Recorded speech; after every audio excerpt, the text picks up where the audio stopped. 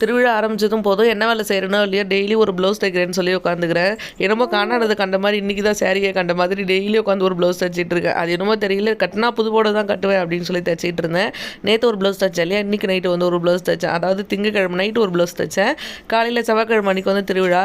நைட்டே எங்கள் மாமியார் வந்து கூழ் எல்லாம் ரெடி பண்ணணும்னு சொல்லியிருந்தாங்க. நான் டான்னு 3 மணிக்கு எழுந்து எப்படி ரெடி பண்ணுறேன் பாருங்க அப்படின்னு சொல்லிட்டு நல்லா படுத்து தூங்கி 12:30 மணி வரைக்கும் ப்ளவுஸ் தைச்சா எப்படி காலையில் 3 மணிக்கு எழுந்து கூழ் ரெடி பண்ண முடியும். அதுக்கப்புறம் பார்த்தீங்கன்னா 4:30 மணி போல் எழுந்து சூப்பராக கூழ் எல்லாம் ரெடி பண்ணி முடிச்சாச்சு. இன்னும் ஒரு அரை மணி நேரம் தூங்கியிருந்தேன், எங்கள் மாமியார் பொங்கி எழுந்திருப்பாங்க. அதுக்கப்புறம் வந்து பார்த்தீங்கன்னா எழுந்து கூழ் எல்லாம் ரெடி பண்ணிவிட்டு இன்றைக்கி எல்லா வேலையுமே கொஞ்சம் லேட்டாக தான் பண்ணிகிட்டு இருந்தேன். அதுக்கப்புறம் நைட்டோட உட்காந்து தைச்சல அந்த ப்ளவுஸை காலையிலே குளிச்சுட்டு போட்டதுக்கப்புறம் தான் மனசே திருப்தியாச்சு.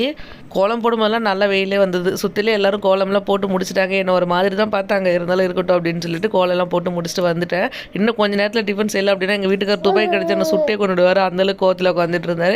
சரி நம்ம அப்படியே போய்ட்டு டிஃபன் ரெடி பண்ணலாம் அப்படின்னு சொல்லிட்டு இன்றைக்கி ரவையும் அது கூட வந்து பார்த்தீங்கன்னா தேங்காய் சட்னி தான் வந்து ரெடி பண்ண போகிறேன்.